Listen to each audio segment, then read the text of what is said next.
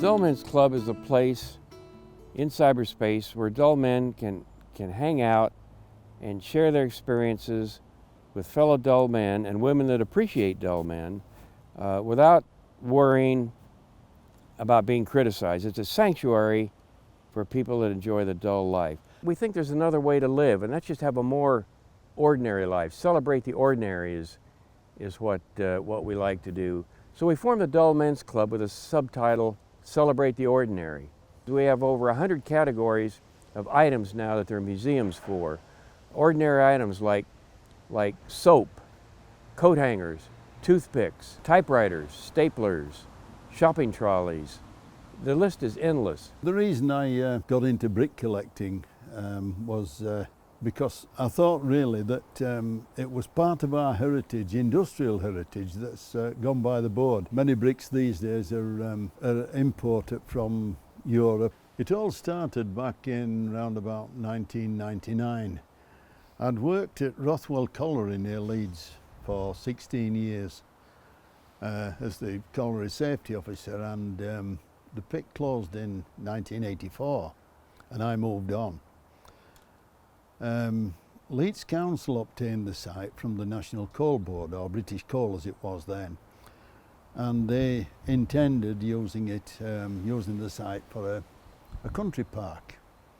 And it was also on the Pennine Trail as well, which added to the interest for the Leeds Council. I was asked if I could go down to the colliery, the old colliery site. All the buildings had been demolished. It was just like a derelict site. All the buildings were there, but there were certain bricks still lying about. And I was asked to go down to give the landscapers a view as to where buildings used to be, and I was able to help in that way. But while we were walking around with the foreman, I noticed that these bricks were lying about and the names of the brickmakers were there.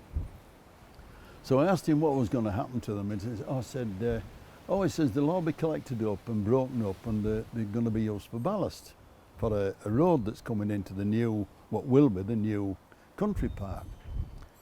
So straight away I thought, well, it's a shame these things being broken up, and I asked him if I could take some. Took about half a dozen or a dozen so, and came back. And eventually I've collected about 40, all different name makers. And that's where the interest started, because none of these brick makers were still in business. And I felt it was something like the coal mining industry that were going to the wall, and the shipbuilding and the steel industry in Sheffield. And all these industries were dying, and brickmaking was one of them. Some of the newspapers have got the idea that we've got 1,000. Where they got that from, I don't know. I mean, where would you put 1,000 bricks when you think about it reasonably? I reckon, I've never really counted them, but I reckon we've got about 150, which goes for a fair collection, really. We also have a lot of appreciation societies. Appreciating things is what dull men love to do. We're grateful for so many things in our lives. There's the Biscuit Appreciation Society, the Traffic Cone Preservation Society, the Apostrophe Protection Society, the Cloud Appreciation Society. It goes on and on. There's one gentleman we really admire here in the UK. It's Kevin Beresford. Kevin founded the Roundabout Appreciation Society and is very active with it to this day. He's published several books with wonderful pictures of roundabouts and explaining their beauty. How do I define a roundabout? I see a roundabout as an oasis on a sea of tarmac. The whole beauty of a roundabout is they're so expressive. You can put anything on a roundabout. And I've seen windmills, pubs, trains, boats, planes, cinemas, duck ponds, you name it, anything can go on a roundabout. And that's what makes them so special. Our society started back in 2003. I ran a small printing company, and each year we gave out calendars, and we wanted to come up with something totally unique. We was fed up of David Beckham and Six-Pack Fireman and Jordan calendars. So we thought the town where I live, which is Redditch, what's it most famous for? And it was roundabouts. That's all we got going for us, if you like, in the new town of Redditch. What I didn't realise was how popular these calendars were going to be. They literally sold around the world. I think as a roundabout enthusiast, I see myself as an artist. My work, my calendars are put on people's walls, so yeah, I like to capture a slice of English life that nobody else would bother with. But I think what makes them so special to the English is they're so quintessentially British in the fact that they're not like robotic fascist traffic lights. You have to go and approach a roundabout at your own chosen speed.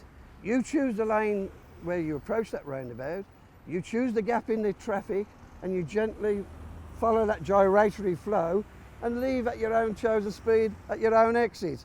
And that's why the Brits love roundabouts, I think. We're not told, like traffic lights, what to do, when to stop, when to go. And I think it's a system that relies on a certain decorum and etiquette, which is what we're famous for, the Brits. One of the interesting people we've come across recently, at least is interesting for us, is a man who's collecting milk bottles. He has the largest collection of milk bottles in the world, and the collection continues to grow to this day. It's 78 foot by 12, my milk bottle museum. It holds approximately 17,500 milk bottles, which my children worked out was about 14.25 ton of glass. And it contains bottles from all over the world, but primarily British bottles. As far as I'm aware, I have the largest collection of British milk bottles in the British Isles. And I was walking on the Brecon Beacons up Pen y Fan and stumbled across an old milk bottle from the 1950s in the Bracken.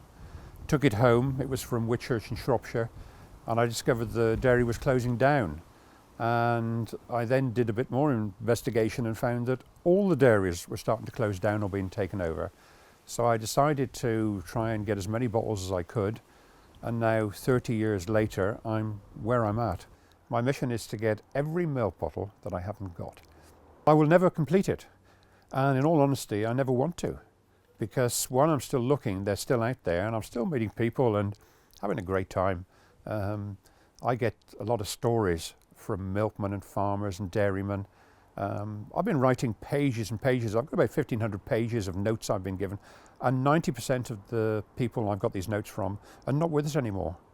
There's a lot to be said for being dull. Actually, we're giving a good name to a four-letter word. We regard ourselves as dull, but not boring. Boring men don't know when to stop. There's a lot to be enjoyed just in slowing down, taking life easy, sitting on a park bench, watching the world go by.